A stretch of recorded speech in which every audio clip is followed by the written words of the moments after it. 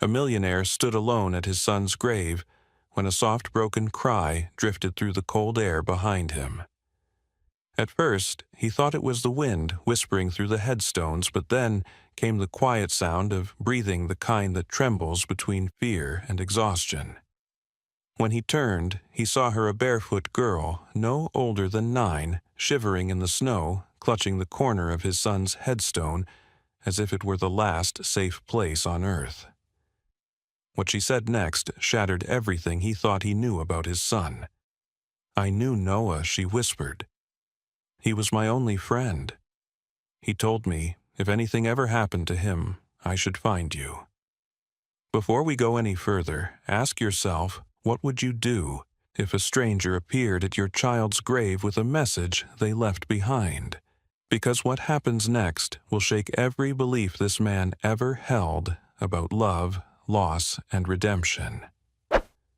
The morning had started like so many others for Ethan Caldwell, silent, gray, and heavy. Snow covered the paths of Greenwood Cemetery in a perfect, untouched sheet, except for the footprints that led straight to the marble headstone etched with the name Noah Caldwell, beloved son.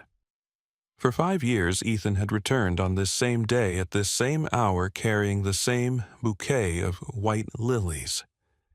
Each visit felt colder than the last. He had built companies, led empires, and collected fortunes most could only dream of, but none of it could buy back time or silence the guilt that never stopped whispering, "You weren't there when he needed you most." He knelt beside the grave, brushing snow from the name with his gloved hand. "Happy birthday, kid," he murmured. His voice cracked, swallowed by the wind. For a long moment he just stared at the ground, the silence between them filled with everything left unsaid.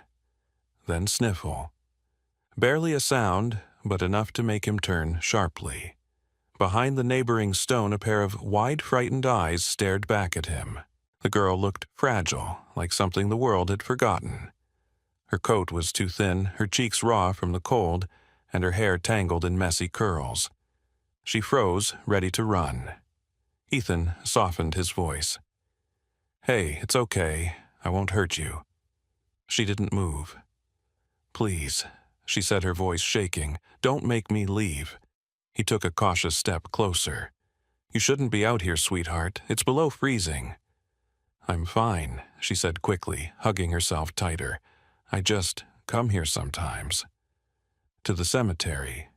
She nodded. "It's quiet. He used to meet me here." Her gaze shifted toward the grave beside them. "Noah." Ethan's breath caught. "You knew my son." She nodded again, eyes glistening. "He brought me sandwiches, sometimes a blanket. He said I mattered." For a man who had forgotten how to feel, her words pierced like glass. He tried to steady his breathing. "What's your name, Lily?" "Lily," he repeated softly, as if tasting the word. "Where are your parents?" Her face fell. "My mom got sick last year. She didn't wake up. My dad left after that. I lived near the old subway by Central Park." Ethan felt something twist inside him. Anger, sorrow, guilt, all tangled into one unbearable ache. His son, the boy he'd barely had time for, had seen this girl, cared for her, helped her. When had he become so blind? She looked up at him again, her lips trembling. "Before Noah, before he was gone, he told me if anything ever happened to him, I should find you. He said you'd help me." Ethan could barely speak. He said that Lily reached into her pocket and pulled out a crumpled note, folded a dozen times. He took it carefully. The handwriting was Noah's unmistakable.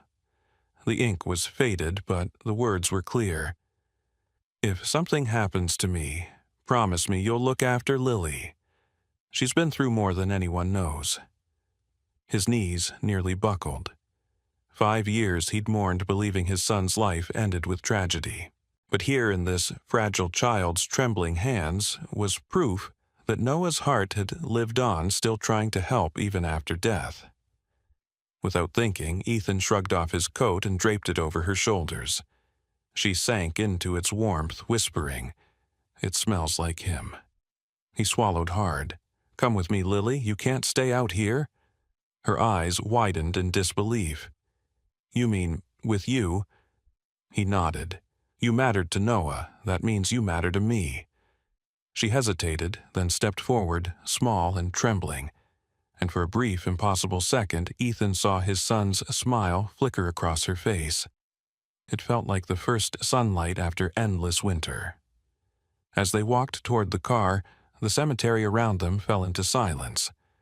Snow drifted softly from the gray sky, covering the path they left behind. Neither of them noticed the figure standing at a distance, half hidden among the trees, a man watching them leave. Inside the car, Lily turned to Ethan. "Do you think he'd be proud of you?" Ethan looked out at the falling snow.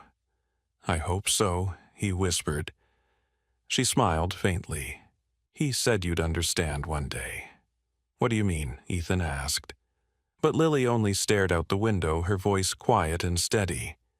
"He told me he had a secret, one that could change everything."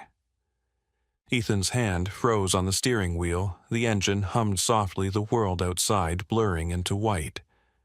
"What secret?" "Lily." She looked down at the note again, her fingers trembling. "He said he was scared, but he was doing the right thing." Ethan's heart began to pound. There was more, something his son had hidden, something this little girl knew. And for the first time in years he felt something stronger than grief. He felt purpose.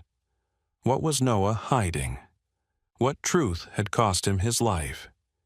Keep watching, because this story is just beginning, and what Lily reveals next will break your heart wide open. The drive back to Manhattan was quiet, except for the hum of tires against wet asphalt. Lily sat in the passenger seat wrapped in Ethan's oversized coat, her small face barely visible above the collar. Every few seconds she'd glance out the window, watching the city lights slide past like falling stars. Ethan tried not to stare, but there was something haunting about her stillness, a kind of calm that didn't belong to a child. When they pulled up in front of his building on Fifth Avenue, she froze. The glass tower stretched into the clouds, a reflection of everything Ethan used to believe mattered. To him, it had always felt like a fortress. To Lily, it looked like another world. "Is this where you live?" she asked quietly. "It is," he said. "Don't worry, you'll be safe here." The doorman straightened at the sight of his employer arriving with a barefoot child, but Ethan's sharp glance ended any questions. He led her through the lobby and into a private elevator. As the doors closed, Lily's reflection shimmered beside his. In the mirrored walls, his crisp suit, her torn dress. Two people from opposite worlds sharing one small silent box. When they stepped into the penthouse, Lily stopped in the doorway, her breath catching. The space stretched endlessly, floor-to-ceiling windows framing the New York skyline. White marble floors gleaming under soft light, a grand piano resting in the corner beside a stack of untouched mail. "It's so quiet," she whispered. "It usually is," Ethan said. "Do you live here alone?" He hesitated. "Yes." Her eyes moved from the windows to the photos on the mantel, one of Noah smiling beside a sailboat, another of Ethan shaking hand with some nameless executive. She lingered on the picture of the boy. "That's him," she said softly. "Noah." Ethan's throat tightened. "Yeah, he managed." "That's him." He motioned toward the kitchen. "You must be starving." She nodded shyly. Within minutes, he was rummaging through cabinets, discovering how little he actually cooked. He settled on soup and bread awkwardly, setting the bowl in front of her. She ate slowly, each bite cautious, like she wasn't sure it would last. "Thank you," she murmured. He sat across from her, watching her hands tremble slightly as she lifted the spoon. "Lily," he said after a while, "how long have you been on your own?" She shrugged. "A few months, maybe more." Time feels weird when you don't have anywhere to be. Where do you sleep? Mostly at the old subway tunnels near Central Park. Sometimes in the church basement when the weather's bad. He couldn't look at her for a moment. The idea of a child sleeping in the dark under the city while he sat in this tower of glass and silence made something inside him twist. "Why didn't anyone help you?" he asked quietly. "People look away," she said. "It's easier to pretend they don't see you." He felt the words cut through him like a mirror, reflecting his own guilt. How many people had he ignored because it wasn't convenient? How many chances had he missed to make a difference before it was too late? After dinner, Lily wandered cautiously through the apartment. She stopped in front of Noah's room. The door was half-open light spilling across the carpet. "You can go in," Ethan said softly. "I haven't changed anything." She pushed the door wider and stepped inside. The room was frozen in time books stacked on the desk, soccer cleats by the bed. A telescope pointed toward the city. Posters of constellations covered the walls. He liked the stars, she said, running a finger along the telescope. He used to say they made him feel small in the best way, Ethan said from the doorway. Lily smiled faintly. "He told me once he wanted to be an astronaut, or a teacher, or both." Ethan didn't know whether to laugh or cry. "He wanted to teach kids who couldn't afford school," he said quietly. "Said everyone deserves to dream big." She turned toward the bookshelf, her eyes catching on a framed photo of Noah with another boy, both laughing with their arms slung around each other. "Who's that?" she asked. "That's Alex," Ethan replied. They were best friends. Lily's expression changed. "I know him," she whispered. Ethan frowned. "You do?" She nodded slowly. "He was with Noah, the day it happened." His pulse quickened. "You're sure?" She hesitated. "They were at the park. I was sitting near the swings. They were arguing. Alex kept saying something about secrets and promises. Noah said he couldn't stay quiet anymore. Then he gave me that note." She looked down, her hands tightening around the hem of her sleeve. "I didn't understand then. But he looked scared." Ethan stepped forward, his voice barely steady. "Scared of what I don't know," she said. "I thought it was just a fight. I didn't know it would be the last time." For a moment, the only sound was the wind rattling faintly against the window. Ethan turned toward the photograph again, studying the two smiling boys. Something in his chest felt heavy, like the first drop before a storm. "Do you think he was hiding something?" he asked, more to himself than to her.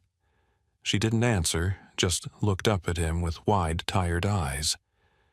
"He trusted you," she said. "He told me you were brave, even when you didn't believe it." Ethan's breath caught. It had been years since anyone had used that word for him. Brave. He cleared his throat and motioned toward the guest room. "You should get some rest, Lily. We'll talk more in the morning." The room was warm, its soft light spilling across crisp sheets and a small bedside lamp. She climbed into bed slowly, still wearing his coat, and stared at the ceiling. "Do you think he knows we're talking about him?" she asked sleepily. Ethan stood in the doorway, his voice low. "I think he'd like that we are." She smiled, faintly, eyes closing. Within minutes, her breathing softened into steady rhythm. Ethan stayed a while watching her sleep. There was a quiet peace in her face, one he hadn't seen in anyone, least of all himself, in years. When he finally stepped into his study, the apartment felt less empty. He sat at his desk and unfolded the note again, tracing the handwriting that once belonged to his son. "Promise me you'll look after Lily." Outside, the city glittered with indifferent light. For 5 years, Ethan had built walls to keep the world out, but tonight a barefoot girl had walked straight through them. He glanced at the photo of Noah and Alex one more time. There was something in that smile, something that now looked almost burdened. He picked up his phone, hesitated, then set it down. Tomorrow, he would start asking questions. For now, he let the silence settle. The house no longer felt haunted, it felt alive. In the quiet glow of midnight, Ethan whispered to the empty room, "You were right, kid. I understand now." Then, for the first time in years, he allowed himself to breathe. The next morning, sunlight poured through the tall windows, turning the penthouse into a wash of gold. Lily sat at the table eating pancakes Ethan had somehow managed not to burn this time. She looked different in daylight, less like a ghost, more like a child. Yet, beneath the small smile, there was still that guarded sadness that made her seem older than she should be. Ethan watched her quietly, his mind still circling the same thought that had kept him awake all night. Alex Harper. The name that once meant nothing now sat heavy on his chest. There were questions clawing at him, questions no grieving father had ever wanted to ask. After breakfast, he retreated to his office, opened his laptop, and typed in the name Harper Developments. The results flooded in one of New York's largest private construction companies owned by Gregory Harper. Their projects stretched across the country: schools, hospitals, corporate towers. But one headline caught his eye: Harper Developments under fire for safety violations. It was dated 6 years ago. Ethan clicked. The article described a collapsed school building upstate, faulty steel beams, dozens injured. The company had settled quietly. His stomach twisted as he scrolled further and found a photo Gregory Harper smiling beside his teenage son Alex. He stared at the screen, then at the photo on his desk of Noah and Alex, their arms slung around each other, faces lit with laughter. How could the same boy in that picture have been the last person to see Noah alive? Ethan reached for his phone and called Detective Sam Ortega, a retired cop, an old friend from his earlier days in business. "Sam," he said, his voice low, "I need you to look into something for me. My son's death, it wasn't just an accident. I think there's more." Sam hesitated.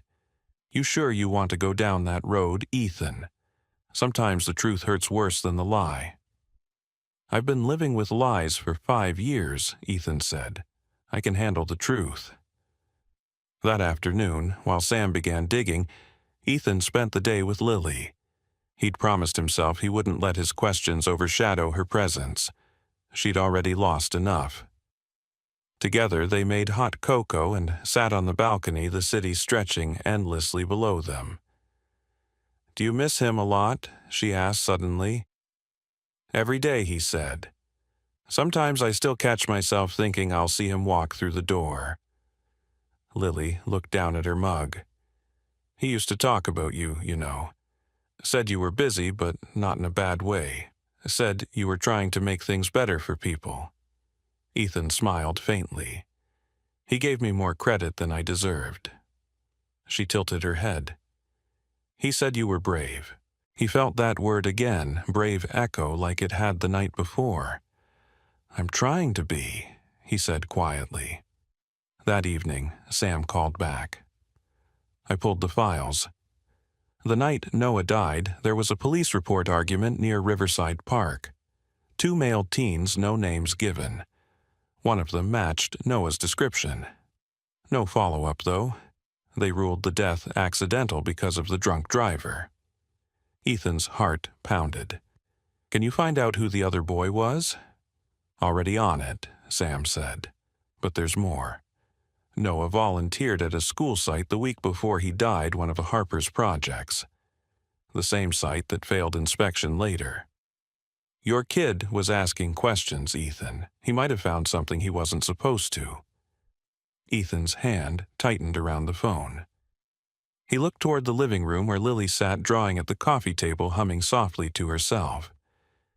"He was trying to protect her," he whispered. "What was that?" Sam asked. "Nothing," Ethan said quickly. "Keep digging, please." After hanging up, he walked over to Lily. She was sketching something, a park bench beneath tall trees. 2 figures sat side by side, one small and one tall. "That's me and Noah," she said, smiling. He used to tell me stories about space. Said one day we'd both see the stars from somewhere better. Ethan felt a lump rise in his throat. He was right, he said softly. Her smile faded a little. He said he was scared before he left that day. I told him he didn't have to go, but he said he couldn't let something bad happen. He said people could get hurt if he didn't tell. What kind of bad thing? Ethan asked gently. She shook her head. I don't know. He said a lot of people depended on him doing the right thing. Then he gave me the note for you and told me to keep it safe. He felt the walls of the room closing in. Every instinct in him, the businessman, the father, the man who had built empires out of control, screamed that something darker was hiding beneath that so-called accident.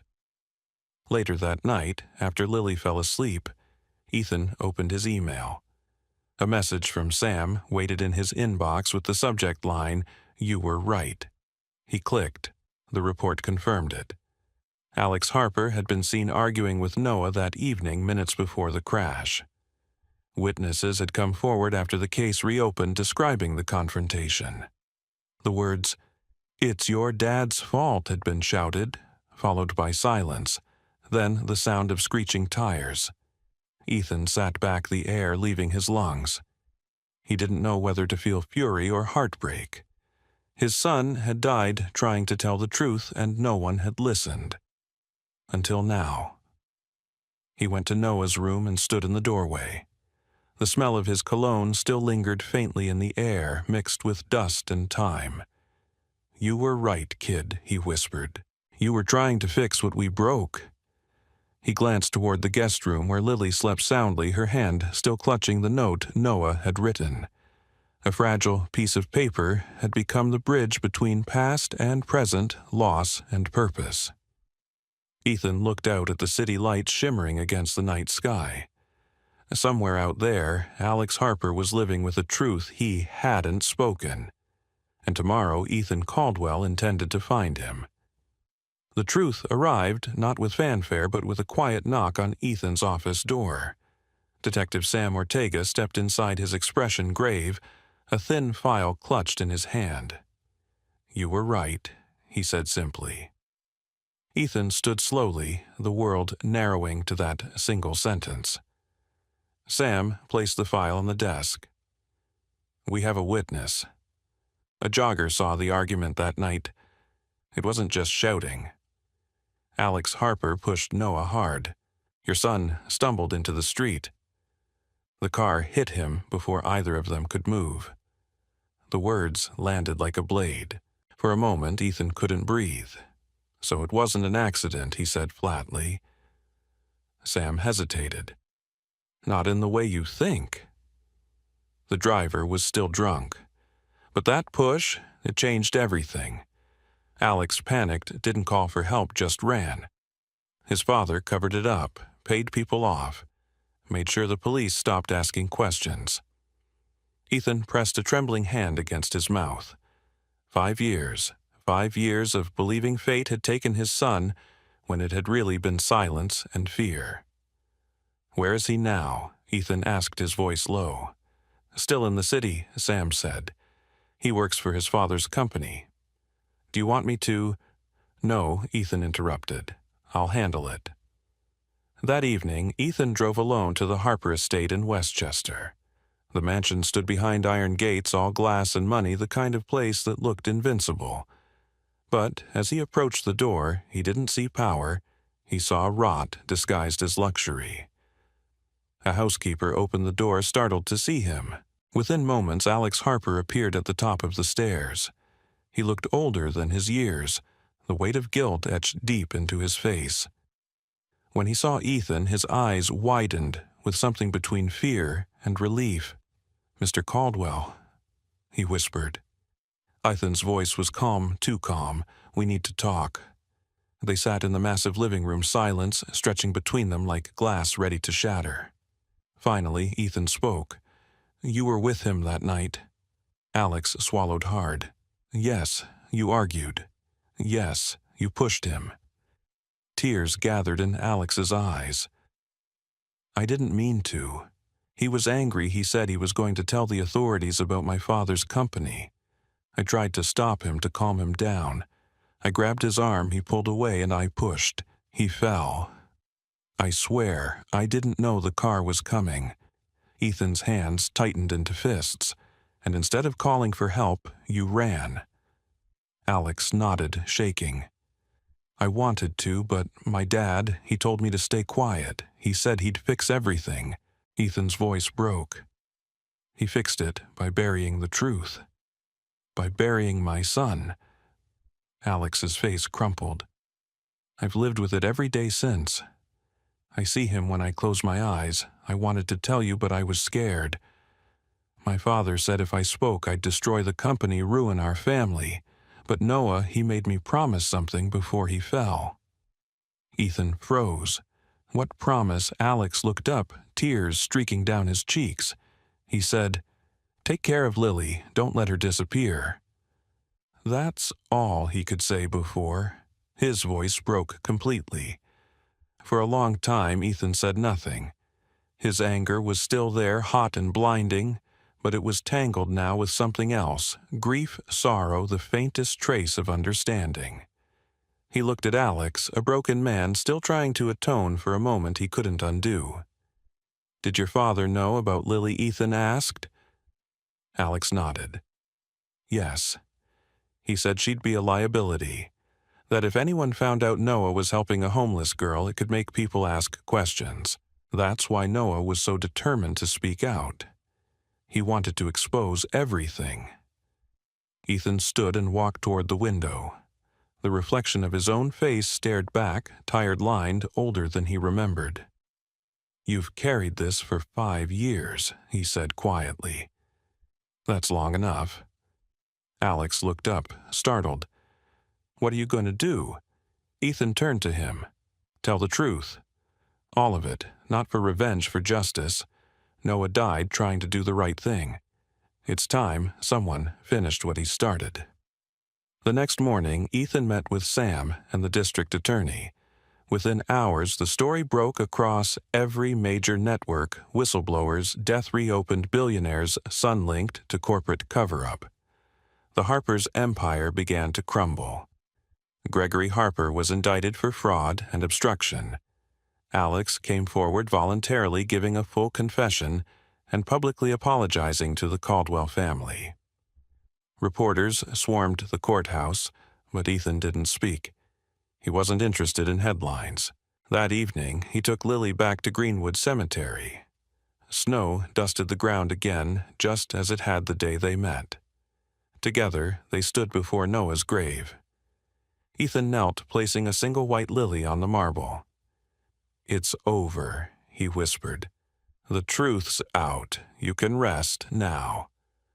Lily crouched beside him and gently laid down a folded piece of paper, one of her drawings. "Hi, Noah," she said softly. "I kept my promise. You were right. Your dad's brave after all." Ethan looked at her, his eyes stinging. She smiled through her tears. "He'd be proud of you." He pulled her close, his voice breaking. "No, sweetheart. He'd be proud of you." For the first time in 5 years, Ethan felt peace, not because justice had been served, but because something greater had been restored. The following week, he announced the creation of the Noah Caldwell Foundation, a non-profit dedicated to helping homeless children and protecting whistleblowers who risked their lives for truth. The press called it redemption. Ethan called it duty. But late at night, when the house grew still and the city lights flickered beyond the windows, he would whisper into the quiet, "You did good, son. You did real good." And somewhere in the hush of memory, he could almost hear Noah's voice again, steady, warm, forgiving. A year later, the world looked different, not just to Ethan Caldwell, but to the little girl who had once hidden behind his son's headstone. The Manhattan skyline still glittered the same way, but Ethan no longer lived in the penthouse that had once felt like a monument to loneliness. He and Lily had moved north to a quiet house near Lake Tahoe. The days were slower here. The air was cleaner, and for the first time since Noah's death, Ethan could breathe without the weight of guilt pressing down on his chest. Every morning he brewed coffee while Lily sat by the window, sketching in her worn notebook. She loved to draw the mountains, the trees, the way sunlight rippled across the lake. Sometimes she'd draw Noah, too, never sad, always smiling. The house that once echoed with silence now rang with the sound of laughter music and small feet running down the hall. It was a home again. The Noah Caldwell Foundation had grown faster than Ethan ever imagined. What started as a personal mission had become a nationwide program, providing shelters, scholarships, and mentorship for homeless youth. Every success story, every child given a second chance felt like another heartbeat for Noah, a promise kept. Ethan had poured his time, energy, and resources into the foundation, but deep down, he knew none of it would have existed without Lily. She was the spark that had reignited his life. On the morning of Noah's birthday, the two of them drove back to New York for the first time in months. The city buzzed as always, but Ethan felt strangely calm as they approached Greenwood Cemetery. Lily clutched a bouquet of white lilies against her chest, her expression thoughtful. When they reached the grave, Ethan paused. "It's been 6 years," he murmured. "Feels like yesterday." Lily knelt beside the headstone, brushing away a few fallen leaves. "He'd be proud of you," she said softly. He smiled faintly. "I think he'd be proud of both of us." She placed the flowers down carefully, then added a small folded paper, another one of her drawings. This time, it showed 3 figures standing together beneath a sky full of stars, Noah, Ethan, and herself. Above them, she'd written 3 words in her careful looping handwriting, "The promise lives on." Ethan's eyes burned. He would have loved that. They stood there in silence for a long moment, the wind stirring gently through the trees. Then Lily turned to him. "Can I tell you something?" "Of course." "I used to think I didn't belong anywhere," she said, "that I was just a piece of someone else's story. But now, I think Noah was trying to help me find mine." Ethan swallowed hard. "He did," he said, "and he helped me find mine, too." Later that afternoon, they visited the Foundation's newest youth center in Brooklyn, a bright, renovated space filled with color and noise, and the smell of fresh paint. A mural of Noah's face covered the far wall, surrounded by constellations, and the words, "Be the reason someone keeps believing." As Ethan walked through the building, he felt something shift inside him. This wasn't just charity, it was legacy. Every child reading in the corner, every teen sketching their dreams on the art wall carried a piece of what his son had started. Lily was speaking with one of the volunteers, a young social worker named Grace. "She wants to study art therapy," Grace told Ethan later. "Says she wants to help kids who feel invisible." Ethan nodded, smiling. "That sounds like her."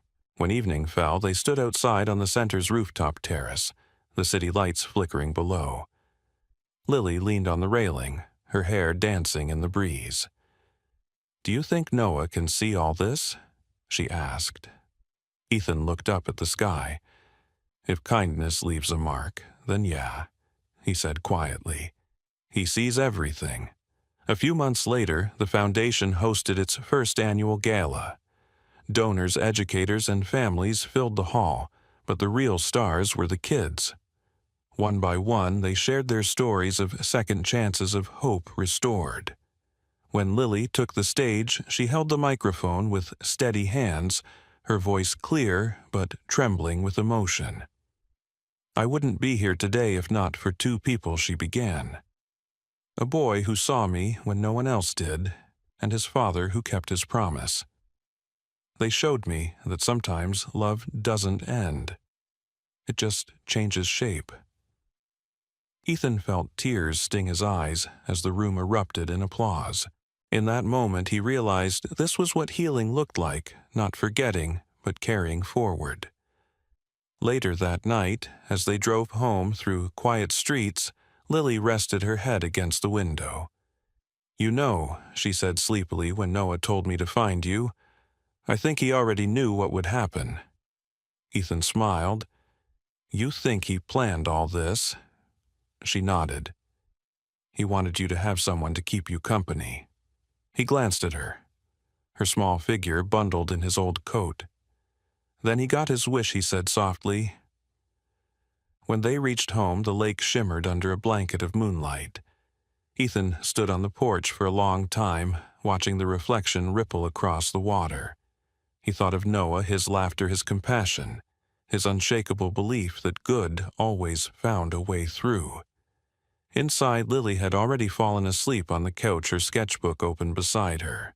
On the page was a new drawing, a lighthouse standing tall above a stormy sea, its beam cutting through the darkness. At the bottom, she'd written, "For Noah, who taught us to keep the light on." Ethan picked up the sketchbook, smiling through his tears. The ache of loss was still there, but it no longer hollowed him out. It filled him like the echo of a song that never really ends. He looked up at the night sky, the stars shimmering faintly over the water. "You did it, son," he whispered. "You kept your promise." And somewhere in the quiet hum of wind and waves, it almost felt like an answer, soft, certain, and full of peace. Ethan Caldwell's journey began in grief and ended in grace. For years he lived behind walls of silence and success, believing that money could insulate him from pain. But grief doesn't respect fortune, and loss doesn't fade just because the world keeps spinning. When he found Lily, a frightened barefoot girl, hiding behind his son's grave, his life began to shift in ways he never expected. That single encounter, born out of heartbreak, became the doorway to healing. Through Lily, Ethan rediscovered the heart his wealth had buried. She was a mirror of all the goodness his son Noah once embodied: kindness, courage, and compassion. As he cared for her, he saw the world through Noah's eyes, realizing how much his son had given to others, even when he had nothing left to give. And when the truth about Noah's death finally came to light, the betrayal, the cover-up, the guilt, it didn't destroy Ethan. It transformed him. Instead of choosing vengeance, he chose forgiveness. Instead of bitterness, he chose meaning. By exposing the corruption behind Noah's death, Ethan did more than seek justice. He gave his son's story a purpose beyond tragedy.